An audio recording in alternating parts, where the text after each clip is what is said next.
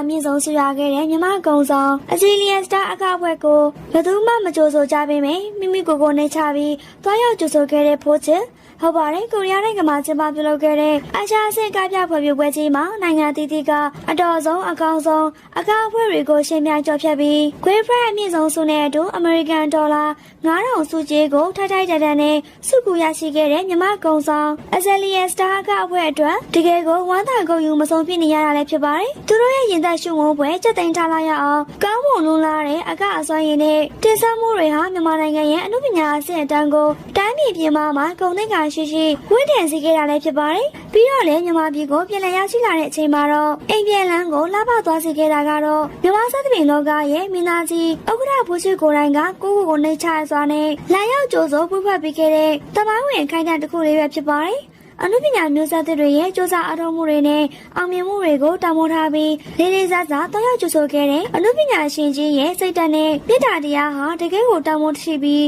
ချီးကျူးရတဲ့သူတိုင်းကိုရှင်ထဲမှာအိမ်မက်တော်စေခဲ့တာလည်းဖြစ်ပါတယ်မိမိတို့ရဲ့အရင်ချင်းဇွဲလုံးလာဝရိယတွေနဲ့မြန်မာအနုပညာအကအစွမ်းရည်တွေကိုကမ္ဘာအလယ်မှာအသိမဲ့တရားလောက်အောင်ကိုစွမ်းဆောင်ရရှိနိုင်ခဲ့ကြတဲ့အဇယ်လီယန်စတာကအဖွဲ့ဝင်အနုပညာရှင်ရည်သွင်းငယ်များအားလုံးကိုအထူးပင်လိုက်လဲချီးကျူးဂုဏ်ယူရတာလည်းဖြစ်ပါတယ်ရှင်းဆက်ပြီးတော့လည်းဒီတက်မကမြင့်မားတဲ့လူပညာအောင်မြင်မှုတွေပန်းနိုင်တွေကိုလည်းအခက်အခဲမရှိဆက်လက်ဆုကူနိုင်ကြပါစေကြောင်းနဲ့တိုင်းပြည်ရဲ့ဂုဏ်ကိုဆက်လက်မြင့်တင်နိုင်အောင်ကြိုးစားကြပါစေလို့ဆုတောင်းပြုရင်းနဲ့လိုက်လဲဂုဏ်ယူဝမ်းမြောက်ကြောင်းမှတ်တမ်းတင်လိုက်ပါရရှင်ပရိသတ်တို့လည်းကိုတက်နိုင်တဲ့လောက်ဘက်ကနေအဇယ်လီယန်စတာအတွက်မြစ်တာစကားလေးတွေကိုရေးပေးခဲ့ကြပါအောင်နော်အားလုံးကိုကျေးဇူး